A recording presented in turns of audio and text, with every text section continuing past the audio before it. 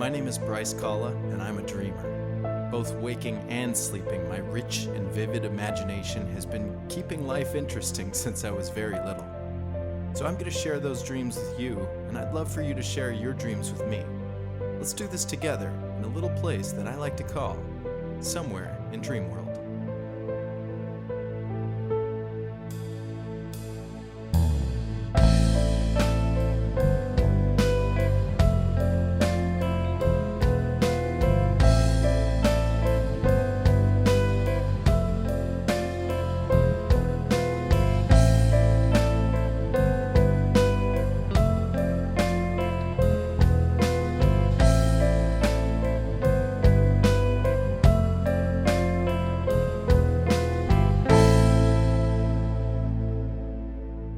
Hello, everyone, and welcome to the Midnight Notion Somewhere in Dreamworld podcast, the podcast about all things dreams, both waking and sleeping. And I guess if there's another type of dream, we'll talk about that one too, as soon as we figure out what it is. My name is Bryce. I am your host. I did not go to school for psych, but in the 90s, I did say psych at school a lot, because that was the 90s. And that's how things went.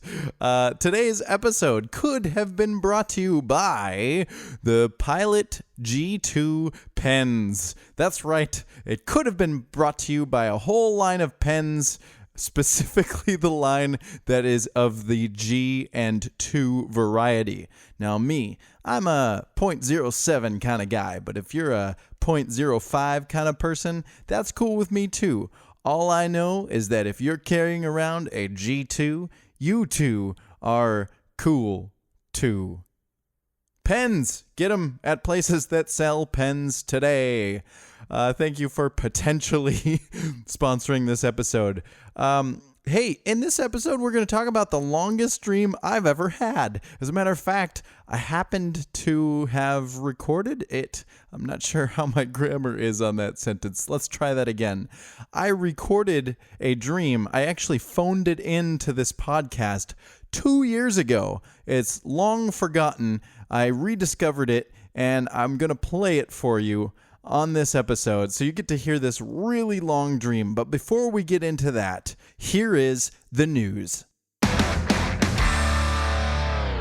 First things first, there is a stinger for the news section now. I'm using the intro for The Lone Wolf, so if you like that, give it a good old thumbs up. If you think I should choose a different section of song, let me know in the comments. Really not much to say this time around, this episode. Midnight Notion doesn't have any live shows lined up, but keep your calendars wide open for the last part of August. There's going to be a return to the stage. We'll take a little summer break, kick back a little bit. We've been playing a show every month, and it's been really fun, and we just don't have anything on the calendar yet, so we're going to take a nice little snoozer and then come back strong in August. So we'll see you then. Date to be determined, but it is on our calendar. So there's a little sneak peek for you, a little secret, a little announcement, a pre-announcement announcement. In my life, there's not much going on either, except for the fact that I'm working on a script. It's been a long time since I've actually written a script, and this one is for a potential stage play. There's no date for the production of it or the performance of it, but those of you who've been following for a while may know that I am part of a horror theater company, just a little independent little production company, and we're workshopping some ideas, and one of the ideas is my idea called Cryo, and this is based off of cryogenics. If you listened to a couple episodes, we talked a little bit about how cryonics works and freezing bodies and what happens to them. I have applied that to a horror play, and so I've got about 40 out of the projected 55 pages written. So that's what I'm working on, a nice little script. Maybe I can share it someday on the podcast. Who knows? The last bit of news that I have for you is about Huge Theater, the improv theater that I call home, or my second home away from home. It's the place that changed my life for the better. I was not really sure what to do with my life. I was contemplating moving to Chicago. I discovered Huge, started taking classes, and boy howdy, did I ever become a different person. Again, for the better. The community is warm and welcoming, and just it's reaching out into all areas of society in the Lynn Lake area, and it's branching out so far that they actually ran out of space. Their theater only has 2 real areas that they can teach classes in, and some of their classes have 80-person waiting lists. That's right, 80 people are waiting to see if they can take a class at Huge each session, each time a class comes around. That's a pretty big deal. And now you can probably imagine that as a business, you would want the money of 80 extra people. So what Huge is hoping to do is to move into a new facility just up the road. This opportunity opened up just out of the blue. And it's one of those sort of jump on it now or miss your shot sort of situations. What they're hoping to do is expand their theater to seat 140 people from the current 100. And then this new facility would have 7 rooms for classes. 7 rooms for classes. So we would have all kinds of new options there. And I can't speak enough good about this place. Huge Theater has changed my life for the better. I'm going to say this over and over and over and over. You're going to hear it on multiple episodes. A lot of the guests on this podcast are people I would not have met had it not been for Huge Theater. So reason number 1 is that they're moving so that they can expand their business. But reason number 2 is that they found out their current landlord is sending money to really, really dodgy people. And as a business, as a place that is fostering a wealthy community of people of all races, genders, and all types of ages and types, anyone you can think of can do improv, and Huge is wanting to welcome all those people in. So you can also probably imagine that earning that money and then sending it to a landlord who is wasting it on really, really bad stuff, it's not a good situation. So they're hoping to get out of that situation and buy a building that they can own and keep really positive, good community art in the uptown area instead of all the commercial real estate that's going up in that area. So again, I'm going to say this over and over and over until it gets done. Please donate whatever you can to Huge Improv Theater. You can look them up at hugetheater.com. You can use the hashtag hugeleap. And again, anything you have is more than enough. We would be greatly appreciative of all of you to contribute to the art scene in Minneapolis. And also, come see some shows 6 nights a week. This whole episode is just a long advertisement. I promise we'll get into the dreams, but that's all I have to say. Donate to Huge, and I'll see you at a show sometime. All right, cool. With that said, that is the news. Now it's time to go to sleep.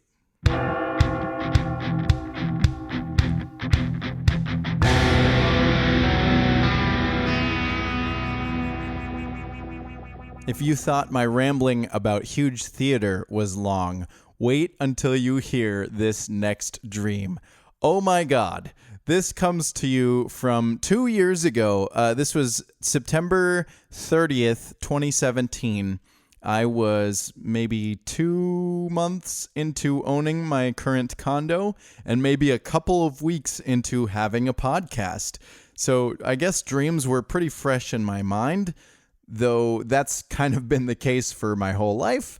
I don't really know what else to say to precede this other than that it is very long, so I hope you enjoy this story. And number 2 is that I called it in. I actually woke up, I told my phone to call Midnight Notion, which it did, and you can do the same thing at 612-643-0944.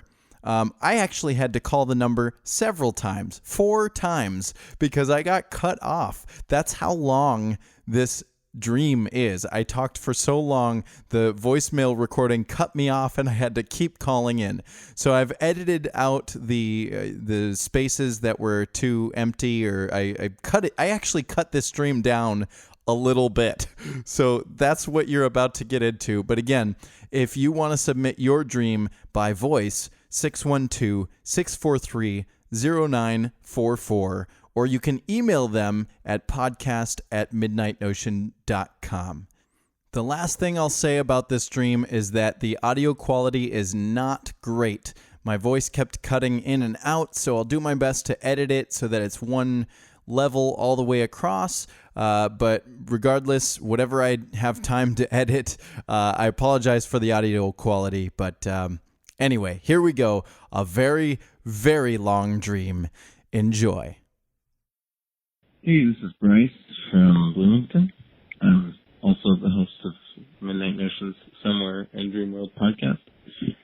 I don't know how to even begin piecing this one together because time has passed and I'm already starting to forget it, but I had an epic little dream, a horror dream, that doesn't feel that scary now, but it kind of just, it had that eeriness to it.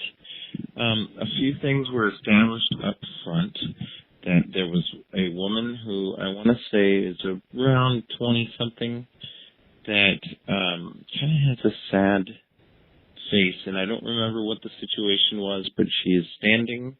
She's very much, she's kind of like a Slender Man character that kind of just stays there, but eventually, like as time progresses, moves closer, and there's, I don't recall what the rule was, but she follows for some reason, eventually. So in this dream, at several points,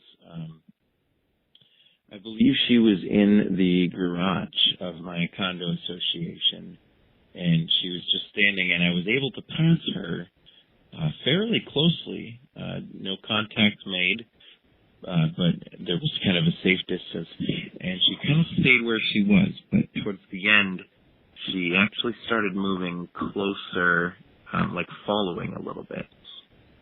So there was my condo's garage, but then there was kind of an outside place that was sort of like a really, sort of a, I want to say a treehouse sort of thing, like a high-end, like a Lord of the Rings treehouse city sort of thing.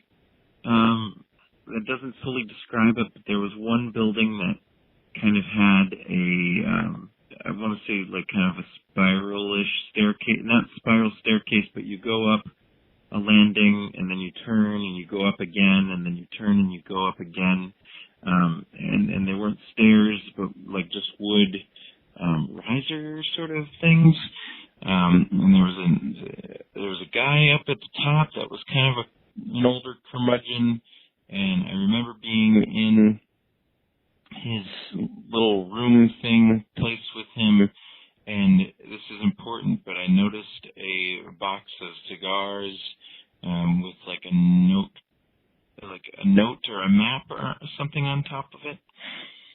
And the events are pretty washed out from there, but I remember being in a courtroom and there was some sort of hearing. I don't know if I was a lawyer or if I was the defendant, but there was some sort of villain in this story. And the verdict came in that the person who me and my group of people were against got off scot-free. And they were connected to this big mess. And there was a moment of me sitting in there as the courtroom was clearing out. I was sitting there just thinking, and I think I figured something out. Because in the hearing, someone had mentioned that someone had stolen some cigars and a map. And I remembered, oh, that old guy at the top of the treehouse thing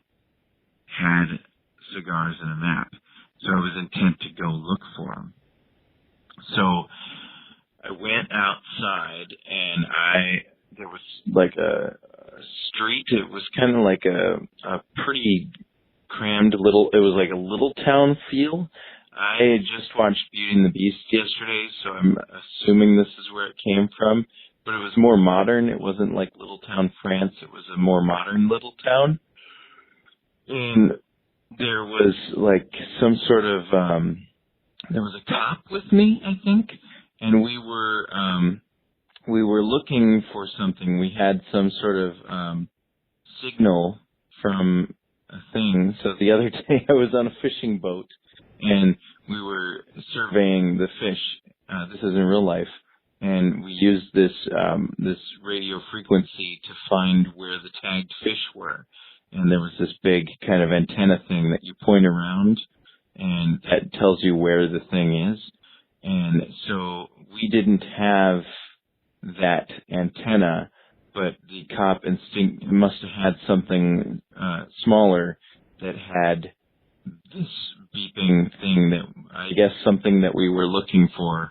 And so I followed him, and it led us to this heavier set guy that kind of reminds me of I don't know, I want to say he was some sort of Southern Colonel sort of guy that was playing innocent but clearly had something on him and was not playing along. I think he was in the court hearing, but I don't, like I said, I'm starting to forget everything because this was a long dream. And he was causing some problems, and he kind of had his hand in his pocket like he had a gun. And there was this really tense moment of will he, won't he, between the cop and this guy. This guy was sitting, and there were other people around him, but he was sitting in some sort of rocking chair or something. But the cop was really insistent that he hand over whatever it is that he had, and there was this just really tense situation, and it was very clear, like the cop's little frequency picker-upper thing was beeping like crazy, and it was pointed right at the guy's pocket.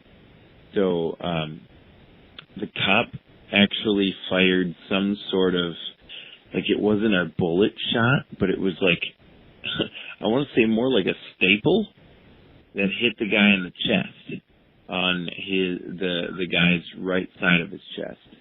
So the cop was intentionally trying not to, well, I guess the chest is kind of a bad area to shoot, but there was this sort of intentionally, I'm not going to kill you, I'm just going to fire a warning shot. But it had a major impact. He took it hard and was like yelling and falling and like over exaggerating things. And actually, I don't think he was over exaggerating because I think he died in the dream. But it was very sort of, we got him. And so it came to me at this point in the dream that we were looking for several of these things. This guy had one of them, and we were looking for multiple, and we needed them to get the court case, like, to sway in our direction, because this villain was causing bad stuff. And I think that the court case stuff, or the villain is kind of inspired by, I've been watching Luke Cage recently, and the mayor person character it kind of feels like that's who the villain was in my dream. Anyhow, we were walking back in the opposite direction from where we started before we went after this heavyset colonel type guy. And I wanted to go back into what I called the bar because I had this idea. I was remembering that the old curmudgeon had cigars and a map, and I was going to go look at those. And what happened was I turned in, me and another person. Now, there was somebody else with me, and I feel like they kept changing who they were, not as sort of a creepy thing, but like just your brain jumps around a lot. So at one moment they were this person, and one moment they were another person. So I think who they actually were matters less. And more, it matters more that there was a second person kind of tagging along with me. I feel like it was the cop, and then is now like just another character, sort of a Tales to the Sonic, and they were following me, and we went into what I thought was the bar, but immediately became like condo association's garage. And if you remember, as I said before, that young kind of sad-faced woman was standing in the middle of the garage, and she was shaking her head this time. And so there was this clear, like, ooh, this is not, stuff is going down, like one of those sort of, as we get closer to figuring things out, she becomes more mobile. And my garage doesn't have a visible, like you have to go through a door to get to a staircase, but in the stream, the staircase was out in the open, and it was kind of right next to her. And I decided to take the staircase, and the person who was following me was kind of like visibly afraid of what was happening. And I know that once I turned up the staircase and my friend was going to follow, he stepped in front and started walking, like kind of cut my friend off and became my follower. Like, was not close, but was like slowly moving up the stairs. And as I was going up all of the stairs, which eventually became the treehouse thing, and I was going up and up and up, I was on my way to find the cigars and the map. And that is when I woke up to my fan and just the cold of the room that I am currently in, laying in my bed, calling this in. So there's my weird, crazy dream. Look it up later. Play it on the podcast. It'll be fun. Okay, bye. All right. Did you get all of that? Did you follow along? That was so long and so epic. I honestly don't know if I've ever had a longer dream. There's a lot to unpack here, so I'm going to get right into it.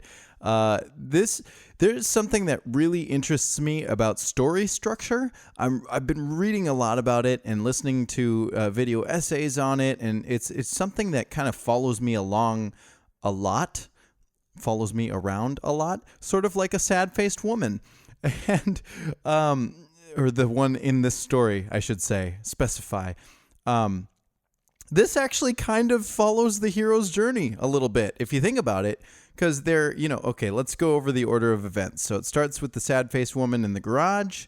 I go up the garage stairs to a treehouse, find some cigars and a map, but I don't take it from the old man. And then there's a courtroom where the villain gets off free. And then there's a little town, and we're looking for something. We come across a Southern colonel. We shoot the Southern colonel with a staple gun. We have to find more pieces to solve the case. We go back to the bar, which turns out to be the garage, which turns out to be the treehouse. And the sad-faced woman chases again. So that's the short version of it. I actually should also mention that if you're going to call in your dreams, maybe try practice saying them shorter, because I did not practice at all shortening that dream. So maybe we could get some practice doing shorter tellings. But anyway, that's the story. I say it follows the hero's journey because a lot of times, typically in a story, you'll see a character, they kind of leave the space that they know. In my dream, I have like an action scene at the beginning. We start off with the sad-faced woman. Creepy. Ooh, Slender Man, something. And then we go into this tree house situation. And that's kind of the real that's the beginning of the story. But we jump to this court case, and that seems like the familiar world, but the villain gets off free, so that kind of sets them off onto an adventure that is outside the norm. The villain doesn't normally get off free, so we have to find something. We're sending away from the courtroom into a new adventure. And then we find a villain. We have this trial, and we are successful. A lot of times in the rising action of a story, there's success, and then there's failure, and it gets real hard on the heroes, and they only come around in the end. But I had that success. We beat the Southern Colonel. It was hard. We learned a lesson. We got an item from him. This is just a Zelda quest. Got an item, realized we needed more items, went back for the map, re-met the villain from the beginning, and then there's a cliffhanger ending. So we don't actually find out what happens in this dream. But I like to look back on this and go, wow, I did a story. I did a hero's journey monomyth, Dan Harmon's story circle, all in my head while I was sleeping. And I can imagine I was probably tired the next day because, boy, what a workout. There's a lot of symbols going on in here. And if you have any idea what some of these symbols are, feel free to chime in the comments or call in or email in. But I have a number of them that stand out for me. Let's start with the Slender Man situation. In this dream, it was a sad-faced woman, but I do like Slender Man. As far I should specify what I'm talking about. I like the Slender Man game, which is called Slender, which is a free downloadable game that I ended up with in the late 2000s, early 2010s. It's terrifying. You can watch walkthroughs on YouTube all day long and desensitize yourself to whatever it is about that game that scares you, but the moment you actually play it yourself, it's horrifying. There's like no sound except for the crickets and the night, and all of a sudden this creepy guy shows up behind you and he doesn't move, but every time you turn around, he's closer. It's terrifying. So I do like that game. I'm sure that's probably where she came from. The garage of my association of my condo, that shows up usually when you have a space you recognize in your dreams.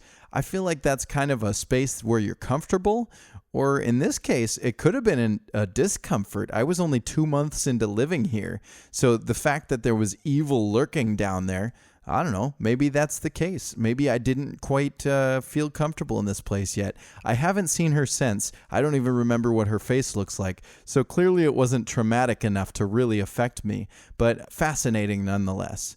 What else? The treehouse. I mentioned in the dream recall that the treehouse had a spiral staircase, but it wasn't stairs, it wasn't metal, it was actually made out of the tree. And there were landings that were involved. And I don't know really how to really clarify this image by my words in such little time, but I will say that I've been writing a book for a million years. I've probably already talked about it on the podcast, and there is one time where I had a tree house designed similarly, where it was the inside of a tree. They carved out the inside of a giant tree in a spiral staircase with landings every once in a while. So I wouldn't be surprised if several years later, after inventing this set piece for a fantasy novel, that it shows up in my dreams for reals. That was pretty cool that it would do that. I think that's pretty neat. What else? Courtroom. I don't know much about courtrooms. Beauty and the Beast, obviously I mentioned in there. The little town was probably from watching Beauty and the Beast. The tracking situation was from a thing that I did the day before. And I don't know. I guess that's most of the things. Oh, the other thing that surprises me is the fact that I was in a garage, it turned into a treehouse, and then later in the dream, like an hour later, I went into the same garage and the same treehouse, and everything was the same. It's amazing that my dream would actually bring that back again. I mean, usually in dreams, architecture, I don't want to say right out that architecture never remains the same, but I feel like your brain, physics and locations, all that stuff changes because it's outside of your mind. It's just a visual, so all of that is sort of an amoeba that can change. So the fact that it stayed the same for me, that was really cool. And you know what's not cool? The end of the episode is here. Oh, if you've got a long dream, I want to hear it. I want you to send it to podcast@midnightnotion.com or phone it in at 612-643-0944. Thank you so much for listening. This has been an interesting episode, to say the least. Please donate to Huge Theater. We could use any amount that you can give. And thank you to our Could Have Been sponsor, Pilot G2 pens. They really are the best. Just try it. If you haven't already, just get one. The next episode is going to be about lucid dreaming. I've got a guest who knows how to do it, so we're going to dive into that topic next month. But until then, my friends, thank you. Sleep well, dream well, and be well.